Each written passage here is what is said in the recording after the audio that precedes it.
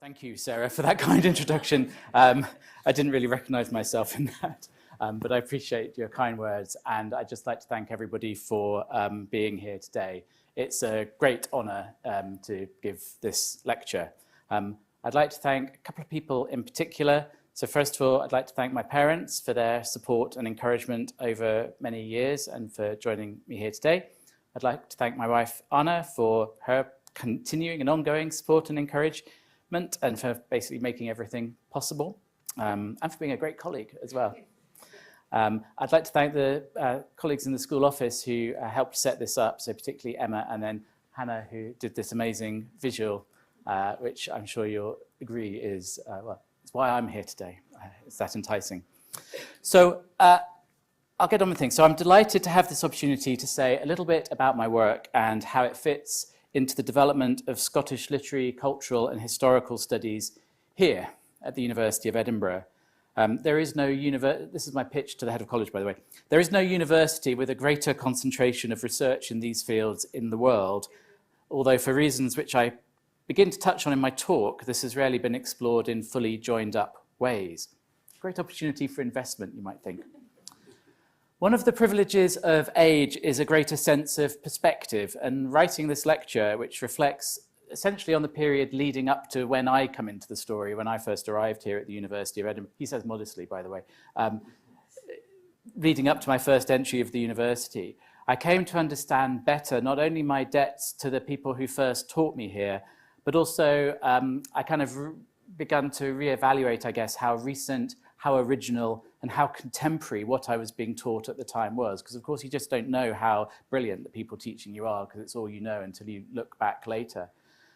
So in the 30 years since I started at university here, don't do the maths in your head, I've acquired many more debts to colleagues, friends, students and collaborators than I can possibly acknowledge, and that includes many people in this room tonight. But I felt it would be right to dedicate this lecture to those people who were teaching Scottish literature here when I first arrived, so that sense that there's a succession. And having desperately searched in the wreckage of my office for my first year lecture notes, which I think I do still have somewhere, I couldn't find them, so I'm hoping I'm going to capture everybody. But this is all people who've moved on from the university. There are people here in the room who did teach me later, but I'm deliberately choosing to honour and to kind of thank Ian Campbell, Aileen Christensen, Cairns Craig, Ronnie Jack, Sarah Carpenter, and Randall Stevenson. Okay, introduction. This starts like a student essay. The last 2 decades of the 20th century saw significant changes in Scottish culture and society. I know, right? Study of the period has tended to emphasize 2 of these in particular, one in politics and one in culture. So the first is kind of obvious when we look for it. It's exemplified by the different outcome of the 2 referenda held on devolution in 1979 and then in 1997, and of course the opening of the Scottish Parliament in 1999. So what we sometimes call the devolutionary period between these 2 dates sees the formation of a kind of broad alliance across civic Scotland, premised on a kind of shared opposition to Thatcherism and based on the claim that there are fundamental differences in values between Scottish and English culture that a greater degree of political autonomy would foster and safeguard. So that's the political outcome. The second is what has been seen as a renaissance of Scottish literature and arts in the same period. Now, like all cultural things, this is much harder to demonstrate. Elections and referendum results give tangible indicators of change, but cultural history will always seem inevitably less concrete because it depends on prior critical judgments and evaluations of what could be considered a significant or a successful work, rather than simply the piling up of empirical data. But if we want some indicative markers, you can choose your own, of course, but we might flag the publication of significant works by writers whose careers had begun earlier in the century, like Alistair Gray or Edwin Morgan, the emergence of powerful and exciting new voices, such as those of Tom Leonard, James Kelman, A.L. Kennedy, and Janice Galloway, and then the international recognition of writers such as Ian Banks, and then later Irvine Welsh as well. So change in these 2 separate series of events in the realm of politics and the arts have been widely understood in terms of increased autonomy and self-determination. So we've used the political narrative to understand the cultural narrative. And they're both taken as providing evidence which I think still underpins dominant ways of talking about Scotland in the 21st century. You heard a lot of this at the time of the independence referendum in 2014. Both in politics and the culture, we see signs of what's described as self-confidence. And cultural analysis in Scotland has been and remains dominated by the assumption that these two phenomena are linked together.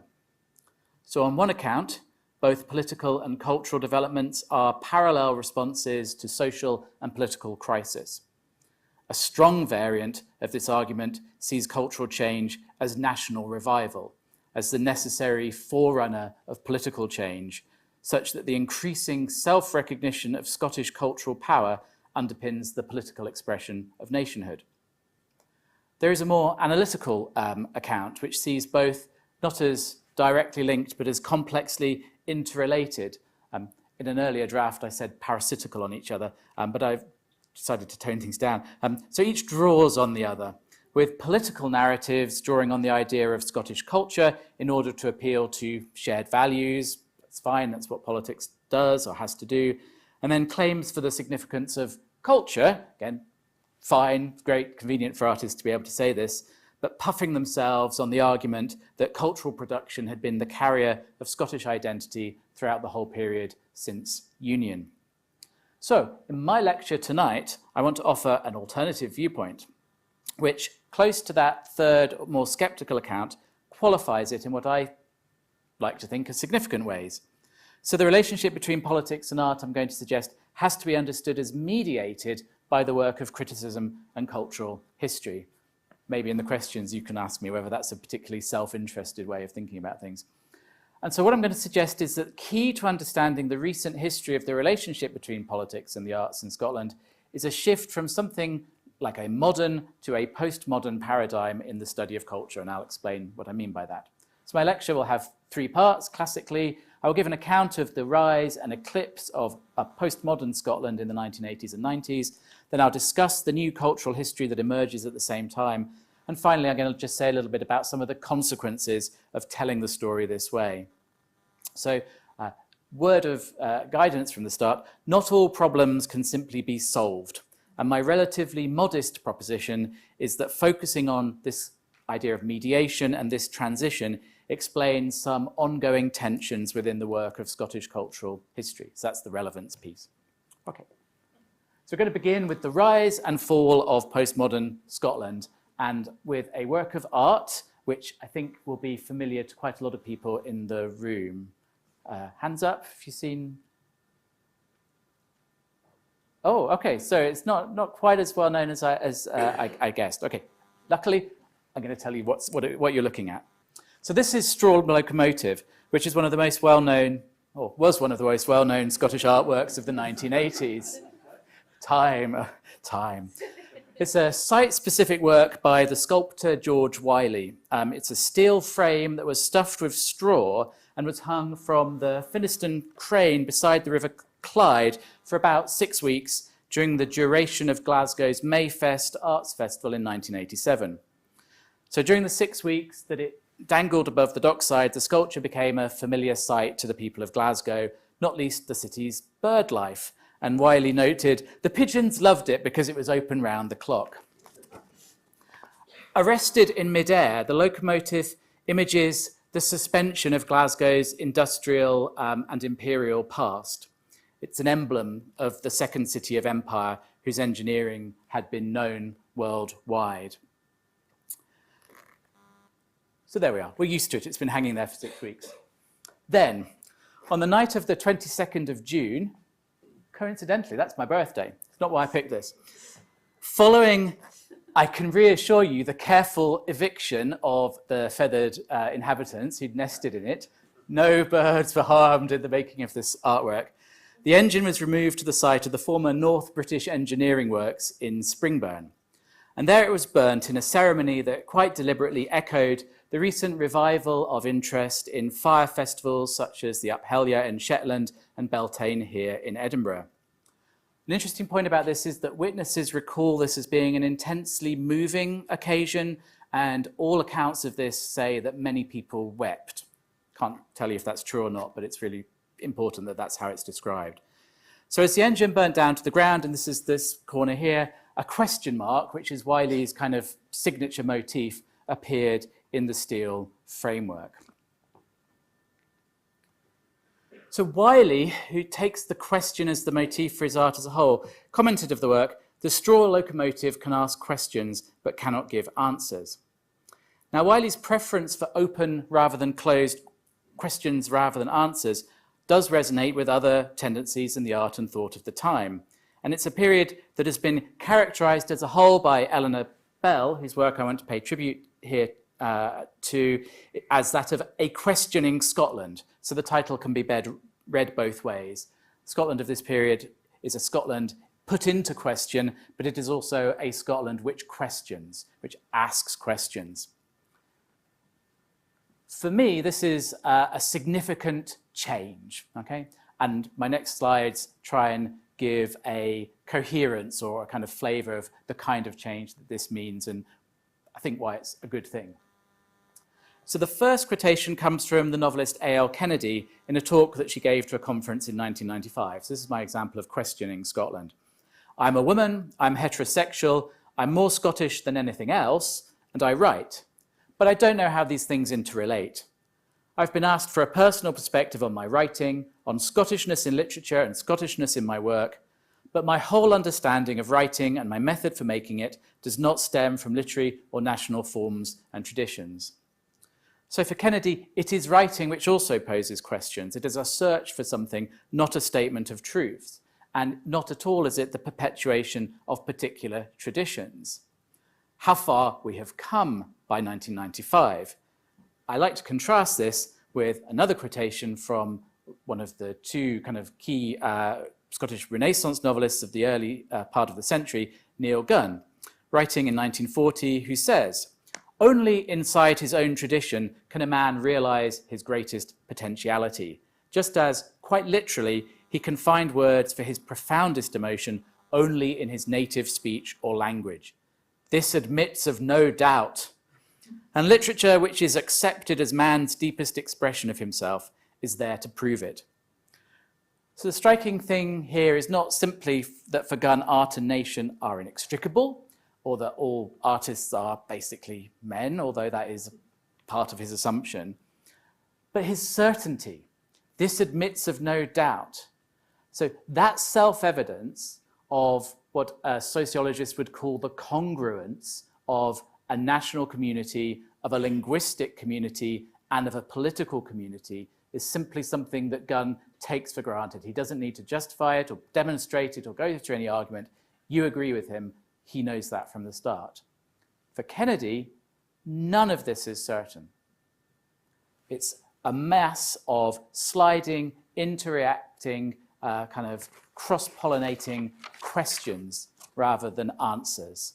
The space of the nation has moved from this sort of definitive territorial space to a space of questioning. The role of art has changed, and the sovereignty of the nation form has lost its self-evidence. So Wiley's questions resonate strongly with those being asked throughout the 1980s by Scotland's writers, artists, activists, and intellectuals. So that's enough evidence for this transition, okay? Trust me. But also, as Bell shows, both contemporary art and contemporary social theory, reflecting that kind of uncertainty I'm talking about, increasingly felt themselves to be post-national. The political scientist James Mitchell argues in his 2014 book that the Scottish question, he says, is both interminable and unanswerable. And I assume it's a deliberate reference to Freud, which is very unlike James Mitchell, if you know his work. He says, the Scottish question had many dimensions and changed over time. There is no solution to the question, but each generation had to come up with its own response. So if we return to think about the straw locomotive, in light of that question, we can think about how it was being formulated by the Scottish intelligentsia of the 1980s. I love the word intelligentsia. We don't hear that word enough, I think. It has a slightly anachronistic ring, but maybe that's why I like it. In light of that question, what's being asked? So the engine, we might say, stands in for Scotland's modern history. understood as running from the middle of the 19th century to the middle of the 20th. When the locomotive was returned to the site of the Springburn Works, it was reversing the journey made by approximately 18,000 steam locomotives in the centuries span between 1862 and 1965. Note the end date, 65. So the locomotive also stands as a late modern image of that history. It's only, you have to wait for the book for me to demonstrate this to you. I'm going to make the claim. It is only after 1965, in the context of a lot of other social changes, that Scotland's industrial past becomes such a significant focus of identity formation. So before that, the end of empire and the loss of a key pillar of Scottish identification, the rapid decline of religious belief in Scotland, the modernisation of the British military, which undid some of the other traditional markers of Scottish identity, all of that impinge on how Scotland has understood itself in the context of the Union state. After that, and after the end of its self-conceived industrial heyday, does industry emerge as the symbol. So it's not really a symbol of industry, it's a symbol of deindustrialization, which emerges as a crucial cultural image in the 1970s and paralleling a series of economic and cultural commentaries which argue that Scotland had at some point taken a misstep on the path to modernity and it was an underdeveloped area, or it had been colonized in some way. So although the terms of those arguments had changed, they recall the deeply pessimistic analyses of writers in the 1920s and 1930s, when it was the post-war decline of shipbuilding which came to epitomise the fragility of modern Scotland. And writers like MacDiarmid, Edwin Muir, trace the roots of that problem as far back as you like, basically, but certainly as far as the Reformation, certainly as far as union, certainly as far as the Enlightenment, which, God almighty, that was a terrible thing for Scotland. So, if the locomotive is the image of modern Scotland, perhaps what Wiley is suggesting is that that was always made of straw. So given the background of that pessimism of the 1970s, I think we can understand what the question is for the Scottish intelligentsia of the 1980s, which is there any way we can find a more positive way of talking about ourselves? Good question, I'm sure you'll agree with me.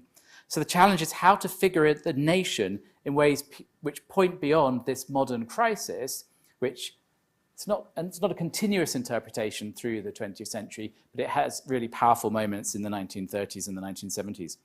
Wiley's sculpture seems to offer one answer to this question. The burning of the locomotive, and we come back to the tears, offers a symbolic release from the weight of the past. It's the transformation of the civic trauma of deindustrialization through the affirmative power of, well, what else? Art, culture. This redemptive impulse is why that cathartic impact on the witnesses has been stressed so strongly. After loss comes renewal.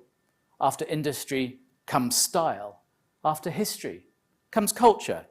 Out of the dark night of empire comes the dawning of an age of art. And there'd be a really interesting strand to run about the redevelopment of Glasgow in the 1980s, the whole series of cultural festivals, the Garden Festival, the Glasgow's time as the city of culture, fiercely resisted by a lot of writers and artists in Glasgow as a kind of corporate consumer repackaging of this post-industrial kind of consumer space. Wiley is a really interesting figure within this. He's a disciple of Joseph Beuys, so he's a really good example of some of the international influences on Scottish art in the 70s and 80s, but he's very, very wrapped up in that that kind of corporate municipal revival at the same time. Okay. Since the crisis of the interval years just mentioned, the dominant and distinctive theme of Scottish writers and artists from the 20s to the end of the 70s had been how to make sense of the transition to modernity, usually viewed, if you like, from the fact that it was over, or as they felt, or flawed. Postmodern Scotland, we might say, begins with the question of what comes after the sociological process of modernisation, albeit it's also closely linked for many writers with the need to reject the literary models and the domineering literary personalities of the early part of the century. So if MacDiarmid hadn't died at the end of the 1970s, none of this would have been possible. He took up that much oxygen in the room, basically. Now, it's important not to stress too heavily any kind of uniformity here. That wouldn't sit with the questioning, right? What are now seen as the success stories of the period through the academic lens of the new cultural history written at the time, which begins at the time, were often criticized by an older generation of writers and critics. My favorite example of this is in William McIlvanney's The Kiln, where this novelist figure, who is basically McIlvanney, gets very upset when he's introduced to a writers group. Who are these impertinent people hassling him? Well, they're a writers group from one of the Glasgow suburbs. Oh, really? What group are they? They're from No Thank. So No Thank is a kind of parody play on Unthank in Alistair Gray's Lanark, and suggests that this uppity new generation who are getting all the fuss have forgotten about McIlvanney and his great work of the 70s. So figures who straddle a kind of epochal shift are always fascinating to study because they really highlight the challenges and changes. But that's another story. Okay, so that's the artists. Okay, a second answer came from the work of sociologists and historians, and that's the one I really want us to focus on. So what they argued was that the pessimism of the intellectuals, both in the 30s and in the 1970s, had arisen from essentially a misunderstanding about the progress of modernity and a misreading of modern Scottish history. So here it's that lack of self-evidence about that congruence of nation as a community, as a linguistic community, and as a political community that's important here. If the nation-state was no longer the natural endpoint of history that it had been considered to be early in the century, but an ideal type developed on the basis of a limited range of historical examples, and if, moreover, it seemed increasingly questionable, then Scotland's situation could be re-evaluated. The same period also saw a widespread turn to constructivist models in the social sciences. So this stands in for a whole section on the philosophy of social science, but I'm going to just use this term constructing to kind of capture this. So that's the view that our social worlds are the product of the societies that constitute them, that those societies have fluid and porous boundaries, can only be known perspectively, and that the representations through which we understand our world are all subject to contestation and reinterpretation. So as the philosopher Richard Rorty, his very strong constructivist, influentially put it, acknowledgement of the contingency of our way of seeing the world, it could be seen otherwise, leads to an ironic stance in relation to the truth and certainty of our own viewpoint, but also an acceptance of the weak binding power of those traditions to which we happen to find ourselves belonging. Rorty comes up with a sort of liberal patriotism, if you can kind of get your head around that. So this comes back to the real significance of the changes of the time, and John, head of School of Social and Political Studies, is here. Your colleagues did a great job. I'm going to highlight a couple, but there's a lot of work kind of underlying this. So it's important to kind of put across, I think, how significant it was that Lindsay Patterson in The Autonomy of Modern Scotland argued that in the 19th century, Scotland was indeed normal. There isn't a problem here to explain. This is just what history is. David McCrone, even more exemplary, in the first edition of his Understanding Scotland, the Sociology of a Stateless Nation, he argued, not only was Scotland no longer an ill-fitting case, who knew it? It's exemplary of the concerns of sociology's postmodern dilemma concerning the autonomy and boundedness of Scottish societies. And in Scottish historical studies, this has opened the door to a whole very productive, much more kind of sympathetic understanding of past decisions and identities. So, for example, the compatibility of unionism and a strong sense of Scottish identity, which is the dominant form of political and cultural belonging throughout the period of the 18th and 19th century, stops looking like some kind of weird historical mistake, but becomes something that we can enter into sympathetically and treat it as a product of its time and engage with. So it's a real step forward in that sense. So, to sum up this part, if Wiley's postmodernism could be considered the expression of a wish, invoking the potential of a post-industrial age of culture yet to come, there's nothing particularly airy about the sociological and historical developments. The rejection of the strong normative frameworks of the early part of the century, the assumption that Scotland's culture ought to have developed in one particular direction, but instead has been pathologically distorted, was tied, so the rejection of that is tied to basically to doing your job better reflecting the nature of reality. so that our historical understanding will fully include the range of competing interpretations and arguments that constitute the past. Now, for reasons that I will now discuss, this recognition proves a bit more complicated and has quite challenging consequences for the activity of cultural history. One last note on David McCrone. I mentioned the fall of postmodern Scotland. The second edition of this book has a new title, Understanding Scotland, the Sociology of a Nation, and proclaims very clearly, this is not a postmodern book. Rapid retreat. So something about the political changes in 1999 brings about a loss of the need to legitimate the account of the nation in terms of postmodernism. There's a sort of restoration. So for me, that's the end of what I'm calling a space of possibility and the opening of something else, the kind of contemporary era. Okay, let's move on. So the new Scottish cultural history. Like the artistic and sociological responses, the new cultural history can be traced to reactions to the 1979 referendum. So I've got my slides in the right order. Its origin can be traced, yes, quite specifically to the pages of the cultural magazines of the period. And some of you may have been involved in this. Lots of people were. It's just a kind of breathtakingly innovative, vital moment of cultural discussion, analysis, debate, engagement with writers, political activists, historians, critical theorists, everybody kind of pitching in. It's been the source of quite a lot of recent scholarship, including works by Ben Jackson on nationalist political thought.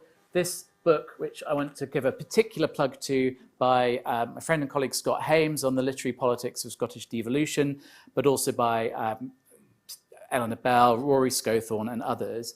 This website, the Scottish Magazines Network website, has lots of information if this is a new topic to you. And I was thinking as we do this, someone really ought to do some more digitization work, because these are sort of profound sources which are quite inaccessible now. Even in the NLS, the copies are literally starting to kind of flake away. So this is what I'm calling a period of radical possibility for cultural debate. So many different perspectives coming together. Out of it, by the end of the decade, comes the new cultural history. Now, although the new cultural history was the product of many hands and is by no means uniform, it can be characterized most rapidly for the purpose of debate as the overcoming of three of the requirements of those modernist approaches which it rejects. This is why the modern-postmodern pairing becomes important to me. So in place of the search for a single national style, it takes as its object of study the multiplicity of styles that constitute cultural tradition. In place of the trope of the decline and revival of the nation, its governing image is that of the continuous self-sufficiency of national cultural expression. And in place of a strong evaluative framework, it practices a tactical relativism, allowing that different forms, practices, and styles, essentially both in art production but also in forms of life, may be of interest, not only as shedding light on a particular context, but as holding meaning and significance for the unfolding of the national story through time. The most immediate and important impact of the new approach was the recovery of a significant tradition of Scottish women's writing that radically challenged it's almost insanely misogynist world of Scottish culture from the 1940s to the 1970s. Side note, one of my hobbies is buying up the Scottish poetry anthologies, and you're lucky if there's one woman in 200 pages, and that's not always the case. So there is something very weird about that period. Back to the main story. That attention to women writers and artists and their achievements in turn significantly broadened the social scope of cultural history, questioning pre-existing gendering of cultural debate. So, for example, the repeated treatment of popular culture in terms of the Kale Yard, i.e. it's accused of being sentimental, domestic, kitchen garden writing, and the masculine emphasis placed on the industrial image of Scotland in 1965, back to the steam locomotive, also kind of gets challenged. Can't tell you what a breath of fresh air this must have been. As I say, came in late, experienced the opening. The new cultural history has also allowed for the inclusion of a much greater range of voices into the national story. The acknowledgement of gay, lesbian, and queer voices, the representation and inclusion of racialized groups within Scottish studies, but also a more profound understanding of the implication in empire and in kind of racial exclusion of Scottish writing and culture through the years. Also, only probably a partial attempt to recognize the legitimacy of multiple languages and religions in Scottish history. There are still some biases. Reflecting the wider movement of cultural studies and social history, which are the two sort of underpinning forms, the focus of discussion is also widened from high art to include folk music, decorative arts, mass media, and film and visual culture. Edinburgh wasn't the only place where people doing this. It was a kind of broad movement, but we did a lot of it. We should be proud of it. So this encounter between Scottish studies and cultural studies for at least a decade is incredibly productive. But like all moments of intellectual or artistic vitality, there's an end point at which something like a new orthodoxy becomes institutionalized. For every opening, a closing. So for the new cultural history, you can see this really precisely. It dates to the mid-1990s, by which time magazines like Cancrastus and Edinburgh Review, both up there, take a more literary turn. The debate moves on. While Scottish studies becomes more established in academic journals, publishers begin to take on book-length projects deriving from the new approach. So as you read through the issues of Cancrastus, you're going, oh, this is where, Brodie's book on the tradition of Scottish philosophy first started, a medieval historian of philosophy making his case for why that matters to the general reading public of the magazine, and then that becomes a really influential book. Really powerful stuff. But as other publishers take on these projects, recognition across disciplines that Scottish studies was a respectable area, that's what Macrone is really trying to do. It's not weird to be a sociologist of Scotland, it's a legitimate subject to study, leads to a form of institutionalization that also incorporated stronger disciplinary boundaries. So there is a sort of parting of the ways. So that's the newly settled world that I encountered when I came to study here in 1993. I did want to single one essay, partly because I happened to find my notes from it, but also because it reminded me what a student in that time was doing. So there's a very influential essay called Superiorism by, I think, Carol Anderson and Glenda Norkey, which was published in one of the earliest issues of Cancrastus, which does an amazing demolition job on the gender stereotyping that's been operative in Scottish cultural history up until that point, and is a very strong pushback to Craig Beveridge and Ron Turnbull's argument a few issues before. Anyway, so that's what a second-year student of Scottish literature was doing in 1994, is going into the library, pulling these magazines out, because that's where the forefront of cultural debate was. No e-journals then. It was hard. Archives, man. Okay. So that's all good, right? Celebrating this. That's what I'm here to do today.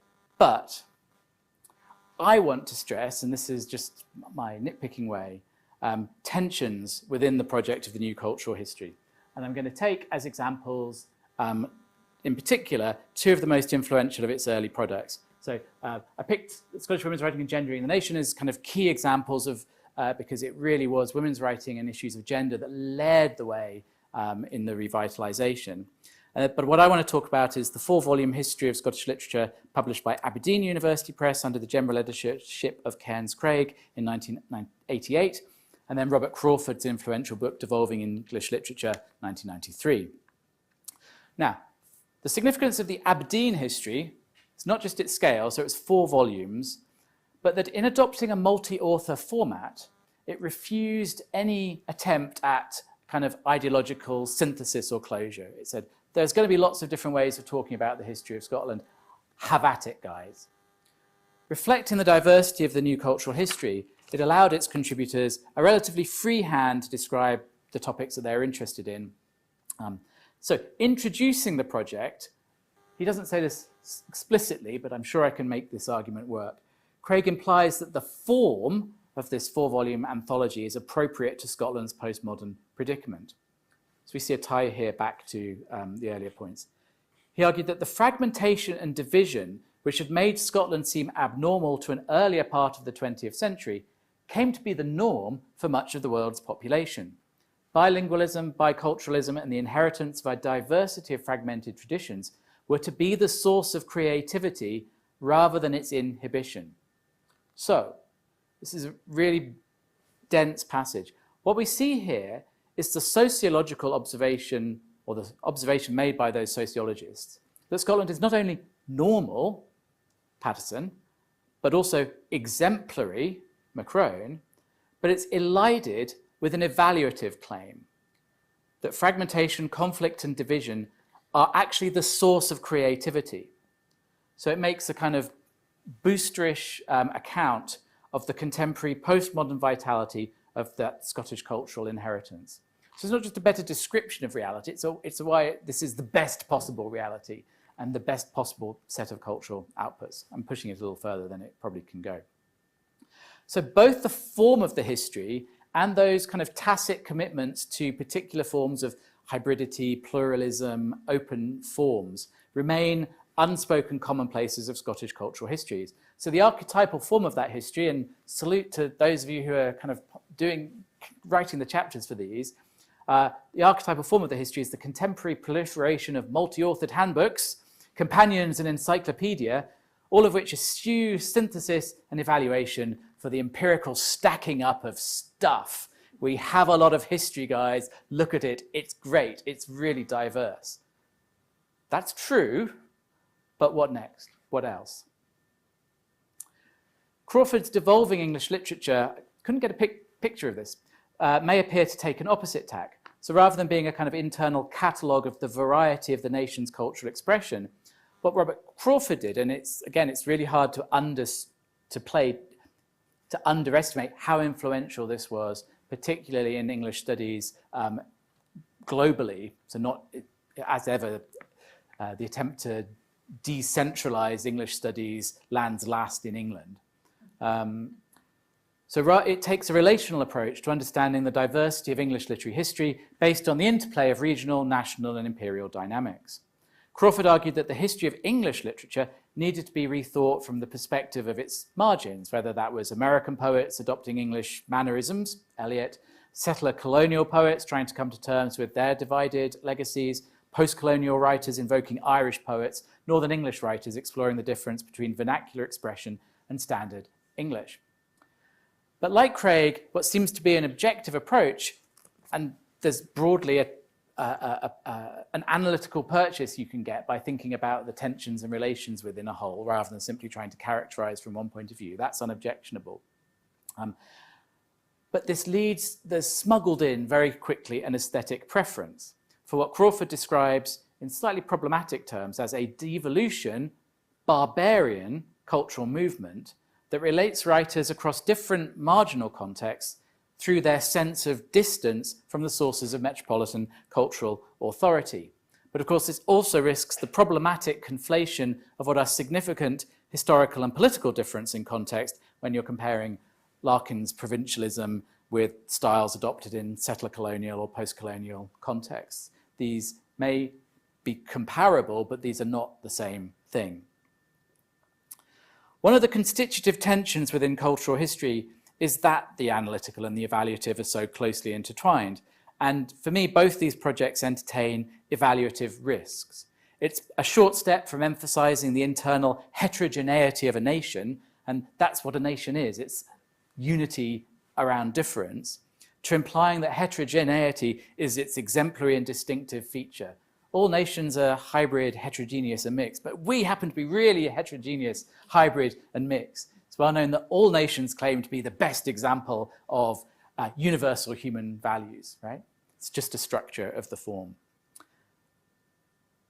And the prism on traditions afforded by Crawford's emphasis on the conflict between linguistic paradigms elides very rapidly to the aesthetic preference for some styles over others, for those styles which can be shown to be mixed or hybrid in some way. So one reason I'm going to call this approach postmodern, even though that's not really how it was described at the time by these people,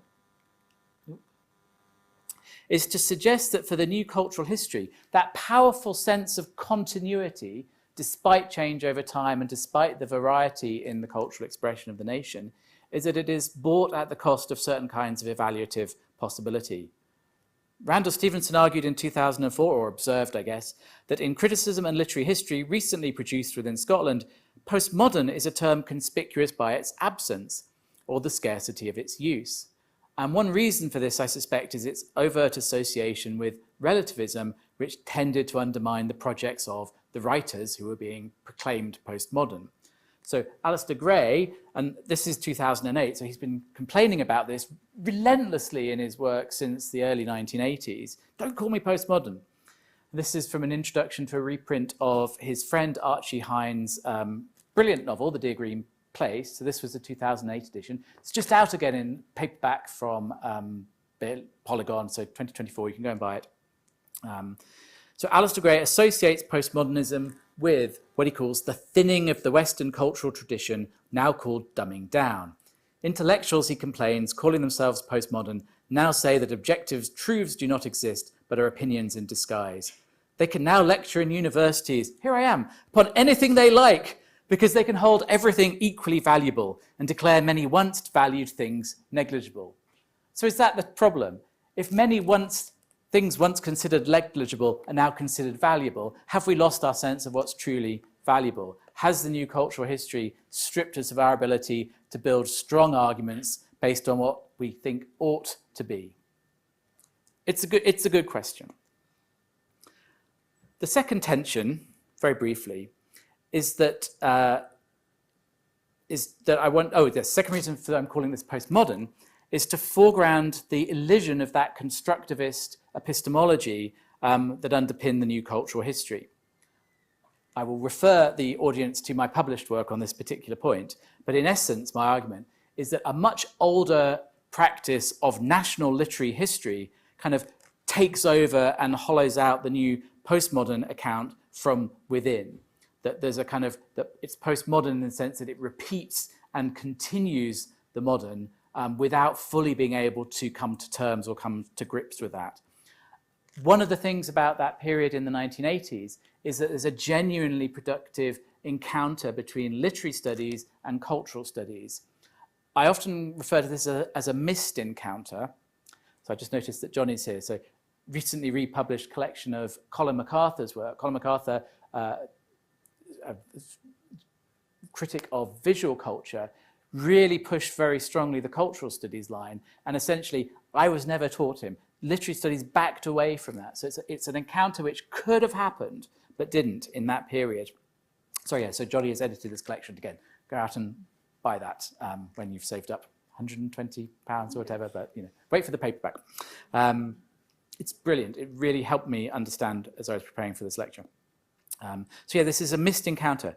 So because it offers what appears to be a neutral framework for a range of political and aesthetic perspectives, it's actually similar in structure to the way that the literary magazines allowed people from different political perspectives to debate with each other. But it was all part of the same conversation. Because it offers this new neutral framing, the new cultural history allows for the institutionalization of the new pluralism in ways which leave the relation to the national unspoken, tacit, but still powerfully operational. So although it stressed stylistic diversity, the new cultural history tends to, or could be said to tend towards, the reproduction of ideological consensus and conformity. I'm going to finish this section with one key emblem of the new history and its institutionalization, which is the architecture of the Museum of Scotland, opened in 1999 and now combined with its neighbour, the Royal Museum, as the National Museum of Scotland. So this is to me, this is the telling example of the fact that these arguments and ideas were baked into the way people were thinking about culture across Scotland by this point. This is a deliberately national museum, the clue is in the name, that avoids either a distinctively national style or the interwar classicism of the NLS down the street. The adoption of postmodern eclecticism in the facade of the building, so you can see we've got kind of Christian symbolism, allusions to kind of the military function of a fortress or castle, but we've also got these kind of windows, these plain modernist slopes. Macrone was really attacked by a lot of readers of the Sociology of Scotland book for his description of a postmodern pick and mix approach to identity. But this is definitely an example of postmodernism architecturally as a pick and mix or eclectic approach. So the adoption of postmodern eclecticism in the facade of the building reflects the purely chronological presentation of its contents. Those of you who have lived long enough to remember those days will recall the fuss made about Kirsty Walk's choice of a Saab convertible to represent kind of design at the end of the journey that you went through as you kind of went up from the basement of the museum. Everything fits as in just, it's ordered serially, and that's all. The style, though, gestures to the aspiration to be a different kind of museum, post-secular, demilitarized, reflecting not the ruins of the nation, but its shifting constructions, a space for reimagination in which the narrative of the nation would be qualified by a sense of its inclusive, shifting and open texture. So I'm kind of torn on my assessment of this. I don't want to kind of go against it or wholly for it. It's complicated. Okay, that's the new cultural history. The final section is the shortest. They get shorter through time. That's just good audience management, but I thought I'd reassure you on that. I want to close, it's coming, by reflecting on the ongoing legacy of the new cultural history. So I said at the start that what I'm interested in is the way that the cultural history mediates between art and politics, as it has become embedded in assumptions shared not only by critics and scholars, but also by writers, artists, and politicians. Moreover, as the museum example suggests, this mediation has been institutionalized by curators and by arts funders. You can begin to see where trouble might begin. The paradoxical construction of Scottish identity that emerged in the period between the bills and with which the new cultural history is deeply entangled was that of a nation which proclaimed itself to be post-national, civic rather than ethnic, inherently pluralist, already multicultural, open to the future. However, the experience of the 21st century so far suggests at least three things. That in political terms, nations and nationalism are not going away anytime soon, that there is a political and social risk in the acceptance that there can only be constructions of reality, and that the embrace of contingency and irony may be compatible with widely differing forms of solidarity against Rorty's hopes.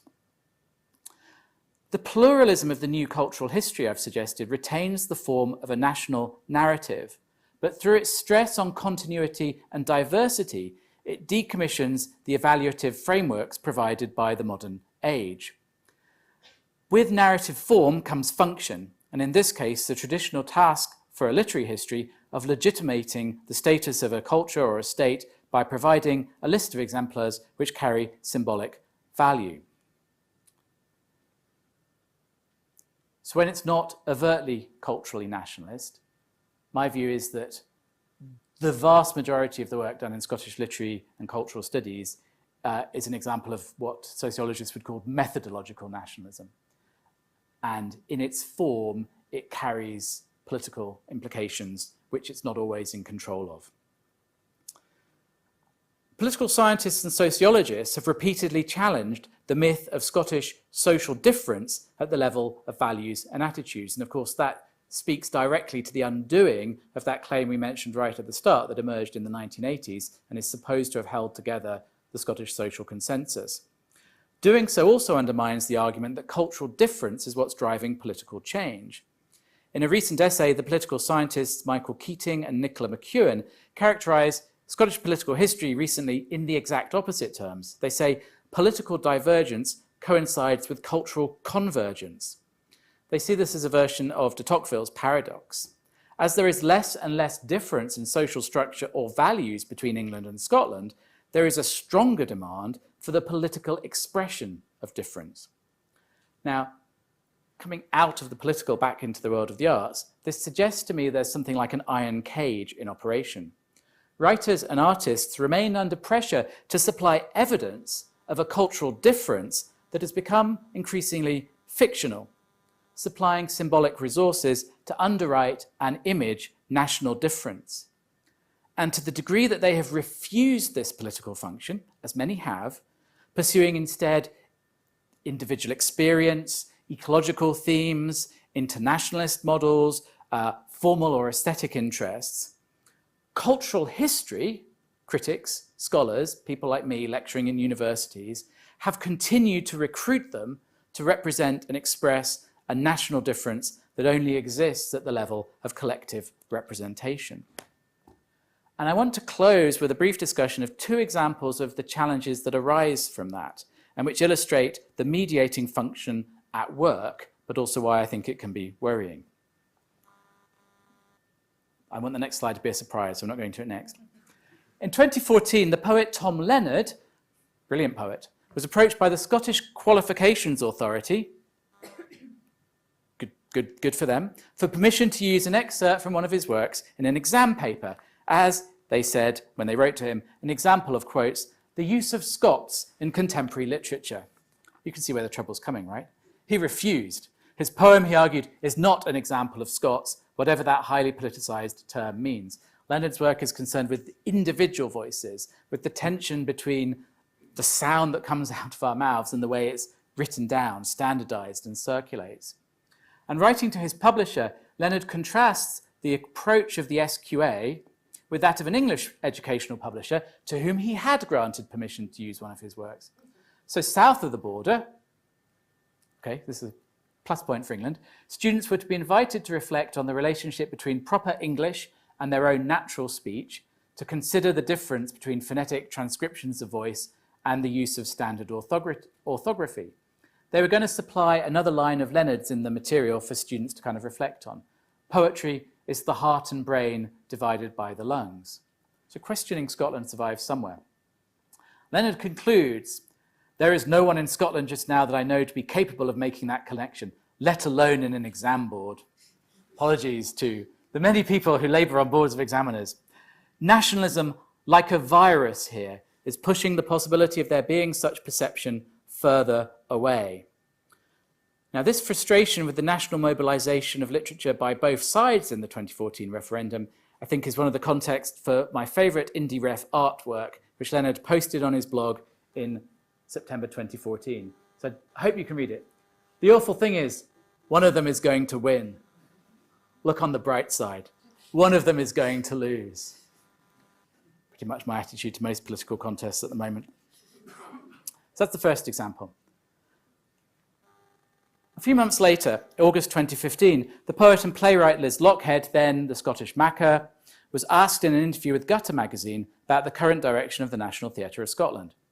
Her widely criticised response was that it was a great pity, she said, that there's a shortage of Scottish people working in the National Theatre of Scotland. Now, I don't agree with the criticism. Lochhead was accused of xenophobia by the press. This tells us that the civic quality of Scottish cultural life must always be carefully policed from any appearance of ethnic recidivism.